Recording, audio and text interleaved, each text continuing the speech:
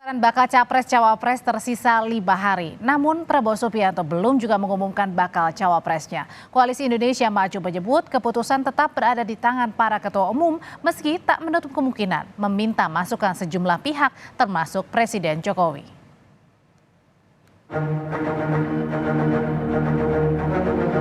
Tenang aja, ojo ke susu, Tapi kan udah minta ojo gerusa-gerusu.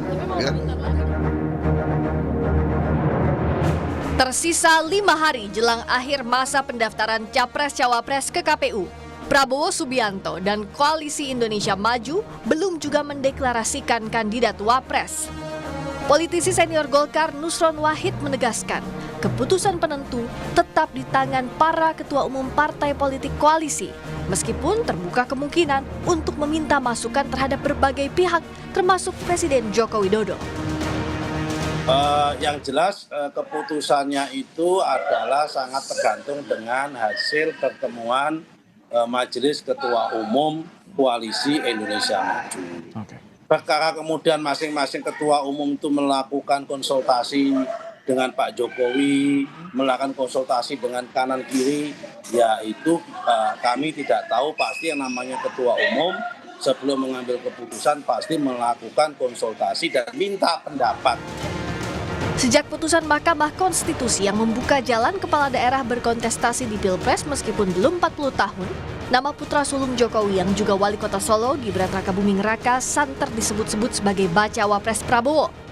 Pengamat politik Universitas Paramadina, Ahmad Hoirul Umam menilai, jika Prabowo memajukan Gibran akan riskan dari segi isu politik dinasti dan kehilangan suara kekuatan Islam moderat seperti Nahdlatul Ulama.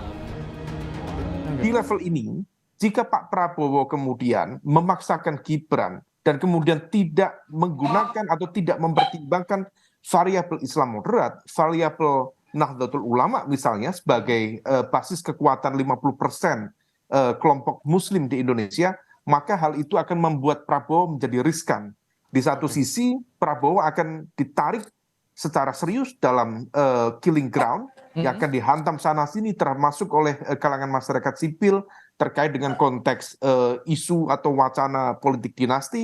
Dan di saat yang sama dia akan kemudian kesulitan untuk mengonversi terutama dari basis-basis dukungan dari kelompok Islam moderat, khususnya dari jaringan pesantren, para kiai sepuh, dan itu menjadi hal yang cukup penting dalam pemenangan ke depan.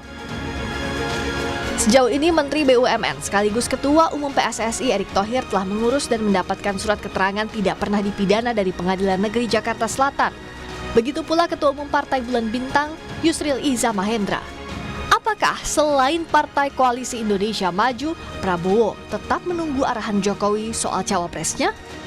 Tim Liputan, Kompas TV.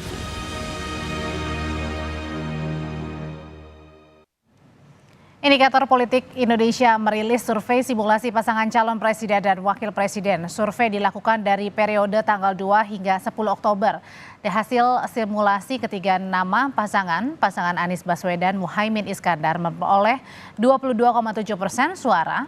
Sementara untuk pasangan Ganjar Pranowo Mahfud MD memperoleh 32,2% suara dan pasangan Prabowo Gibran memperoleh 37,5% suara. Survei dilakukan kepada 1.200 responden pada periode 2 hingga 10 Oktober dengan toleransi kesalahan margin of error 2,9% dan tingkat kepercayaan 95%.